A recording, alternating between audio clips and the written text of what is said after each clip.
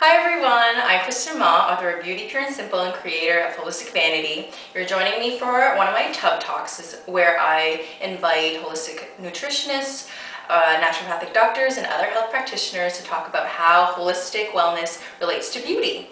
And you're joining me in my favorite place in the house, which is my bathroom, where I do all my beauty grooming. And today joining me is Dr. Makoto Trotter, who is a naturopathic doctor. And today we're going to be talking about digestion. So this is a real hot topic for me because I think that almost everyone I see has digestive issues. And I want to just open up the conversation asking you how digestion, good digestion, and poor digestion relate to how our skin looks. Yeah, absolutely. So the easiest way to think about how digestion and skin are related is digestion is the entry point for nutrients getting into your body. Basically, when something's in your digestive tract, it's still outside of your body, but that the digestive tract lining, it's important to have good integrity, because if there are things that are allowed into your blood that are, let's say, larger particles than they should be, it's going to express on the skin, because that's the largest surface area where the blood circulates. So something happening in your digestive tract will reflect on the skin, or it could come out through your skin. Well, I also think of it like as an organ of elimination. So Absolutely. I think of digestion as your bowel elimination, but also sometimes your skin is a form of purging toxicity as well. Yeah, absolutely. So let's say someone who has problems with constipation, and even though conventionally they say that as long as you're going once every 3 days, you're okay. As naturopaths, we say, at least once a day, 2 to 3 times a day is ideal. If you look at animals who have healthy digestion, they'll eat a meal and then they'll go to the bathroom right after. So it's important to eliminate. If things are sitting in our digestive tract, in our small intestine and colon, it's not a smart system. Their toxins that are supposed to be eliminated are going to be reabsorbed by the body, and those will have to come out somewhere, and often it's on the skin. Right, and that kind of relates to my first skin-related question, which is about acne. So what can we do in terms of like aiding our digestion to clear up our skin? Because I know that when constipation occurs, that you're going to break out. I find a lot of chronic acne, a lot of cystic acne happens when there's that waste accumulation in your bowel. So what can we do to like move that bowel along, but also support your digestive system, not just thinking about elimination? Mm-hmm. So supporting the digestive tract, I mean, it does depend on what the concern is. If it's constipation, it's the basics, fiber, water. Definitely try to avoid laxatives as much as possible. But there are some simple solutions. In my practice, I use a lot of magnesium citrate. So if all of those other things are in place and they're just still not going, magnesium is a passive way of drawing water into the intestines without stimulating the bowels like laxatives do. So you don't get a rebound effect. But for people with chronic stubborn constipation, magnesium is a simple solution to help regulate the stools and give softer stools and more regular stools. Great. I was laughing to myself because I talk to clients so much about like their bowel movement and stool, but I know that certain people are surprised when I sort of ask them about that in their skin. But I want to also ask you not just about acne, which is kind of like the first thing I think about when I think about elimination, but also inflammation. So can you just explain why we might be prone to inflammation if we have poor digestion? Sure, absolutely. Now, inflammation, a lot of people aren't sure exactly what inflammation is, but inflammation is essentially any disease process where you're not feeling 100% is related to a form of inflammation in the body. So it can be skin, it could even be things like anxiety or depression or fatigue. And any condition that ends with the word itis, like dermatitis, for example, which presents on the skin, is related to inflammation. So if there's something happening in the digestive tract, it can reflect on the skin. One of the things that bothers me about conventional practice is you see a dermatologist for your skin and then you see a gastroenterologist for your digestion, when really those two people should be talking because there's an intimate relationship. Right, totally. Like, because our systems are holistic, we can't just sort of compartmentalize our organs. Exactly. That's a good point. And you and I actually spoke a bit about digestion and the process of aging, or not so much the process of aging, but dryness and depleted skin. So can you speak a little bit about that? Because I think that's something that people almost never think about. Yeah, so when we talk about digestion, it's also important to look at the diet, and one of the big problems with diet and aging of the skin is glycation. So essentially glycation means if you're eating junk food and sugars, and not just sugars, but also starches, that can actually cause wrinkles. So the process that happens is glycation, and that's where your body has excess sugar production. Often we think of whole grain bread as being something that's healthy, or whole grain pasta as something that's healthy, but that's still spiking your blood sugars. A storage form besides just fat, which is what we conventionally think of, is glycation, and that's where your sugars actually bind to proteins in your body. Now keep in mind collagen, which is a protein, and that makes up your skin, but also your blood vessel walls. That's 25 to 35% of the protein in your body is actually collagen. So collagen is these long proteins that are like a helix, like a spiral, and they're all kind of woven together, which is why you get that high tensile strength. But then what happens with glycation is it's supposed to be nice and malleable, but what happens when you age and there's sugars, then it can basically get them to cross-link, so gradually it stiffens, and then you can get wrinkling. It's almost like creme bruleeing your skin. Or when you're browning meat in the oven, it's the same chemical process. It will become a little bit stiffer, and you can get discoloration of the skin as well. Interesting. And so that's why I've heard from some more holistically minded dermatologists that excess sugar will cause wrinkling. So from sort of reducing that great technical explanation, is you're talking about the excess blood sugar. Yeah, the simple solution is sugar causes wrinkles, but not just sugars, and also starches is what we also have to consider. And glucose, maybe more specific. Yes, exactly. So things like breads and pastas, even though they're starch is just long chains of sugar. So your body quickly breaks it down into sugar, and you still get that process of glycation. Now the other thing that does aggravate wrinkling is things like, I mean, you could usually pick someone who's smoked for 20 years out of a lineup pretty easily, and that's because that's free radical damage. So the combination of glycation with things like free radical, that would cause free radical damage in your collagen, like smoking or, other things in your diet or lifestyle that where you're eating a lot of processed food can aggravate free radical damage. So the combination is pretty deadly. So that's why when you see smokers who are older and have smoked for a long time and had an unhealthy lifestyle, you can really see it in the skin.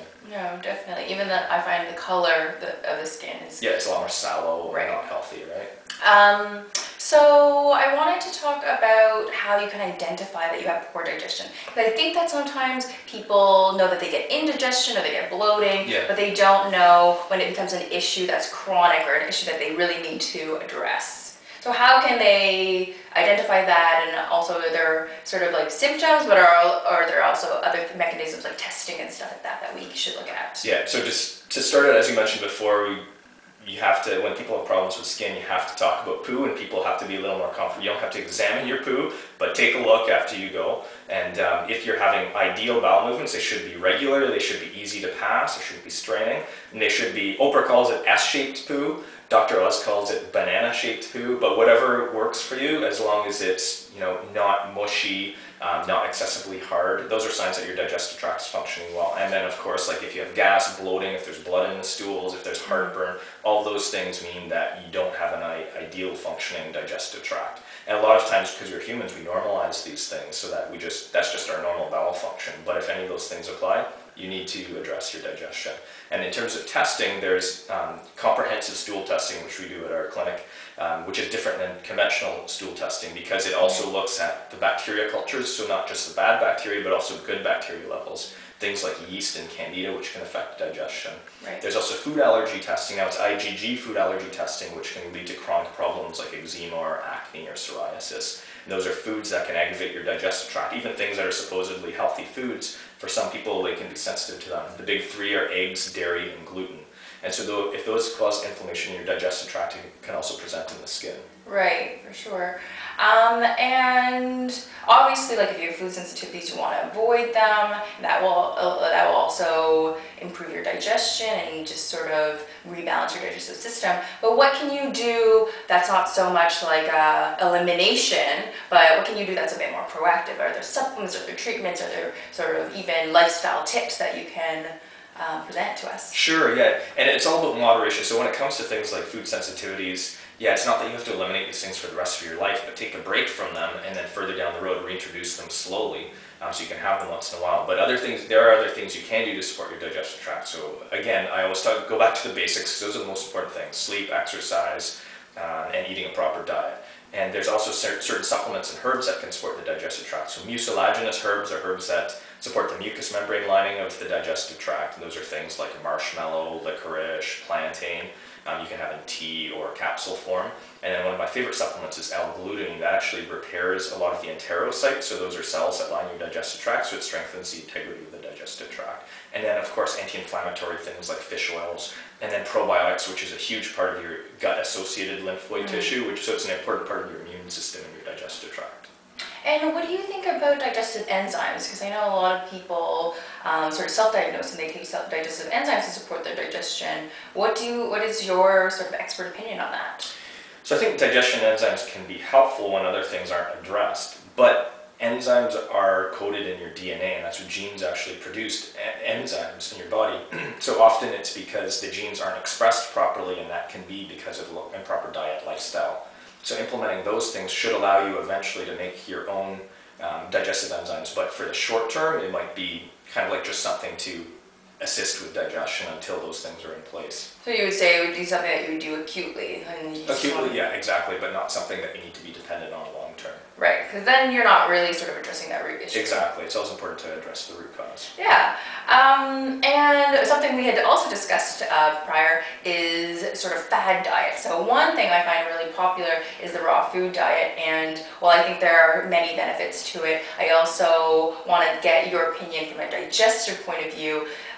You know, some of us might have low digestive fire, and I don't know really if that diet is beneficial, or you know, you might think it is helpful, but in my sort of Ayurvedic background, it can be, you know, too cooling and whatnot. So I don't know if you had any thoughts on the food diet. The raw food diet can be great for some people, but it's not a cookie cutter approach. The food does taste good. You don't feel overly stuffed after you eat it. But as you were saying, from an Ayurvedic perspective or Chinese medicine perspective, it's important to look at the person's constitution. If they are someone who's a yang or a heat type energy, then raw food can be good for them. But a lot of people, problems with skin can be related to they're more of a cooling picture, and then raw food would just aggravate that process. And then the other thing we have to look at is climate. We live in Canada, so we have 4 seasons, and our summers are short. So in California and Florida, a raw food diet is great because it balances out with the climate, but in the dead of winter in Toronto, it's not such a good idea because you're already exposed to a lot of cool, and then it'll further depress the heat in your body, which can aggravate skin.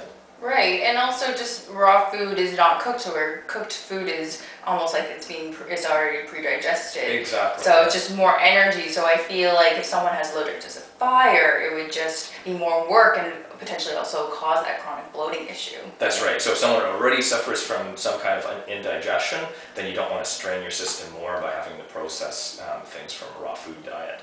Now, the raw foodists say that there's enzymes that help you to digest in the food, but that theory I'm not comfortable with. I think that it's fine to have steamed food, especially in cold seasons. Oh, yeah, definitely. Again, I know that you are heavily influenced by TCM, Chinese medicine, and I'm influenced by Ayurveda, so it's all about that specific individual, specific situation. Right. Yeah. Great. Well, that's been so informative, and I think also just like telling people even simple things like how many times they should be eliminating a day is so valuable for your skin.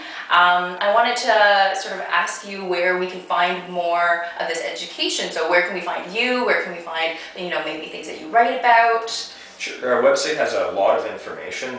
All the tests that I was mentioning, we have lots of information on our website about that, zen-thai.com. We're located in downtown Toronto, and I'm always happy to help people suffering from digestive problems. And you also write a blog on your site, or is your blog like? Yeah, so my wife, who's a naturopath as well, we both write a blog together. It's called Healthy Compromises. That's really cute. So it's finding a balance of you know, having a healthy lifestyle, but being realistic about it as well. Nice. Yeah. Well, thanks for joining me. Thanks for squeezing in my tub and being a little bit cramped and maybe not so comfortable. But if you want to see more talks with Makoto, you can see him talk about also hormones we talked about. This is for digestion. So you can just check out my YouTube channel, which is Holistic Vanity, or our website, which is holisticvanity.com. But for now, have a great day, and hopefully today you'll be digesting well.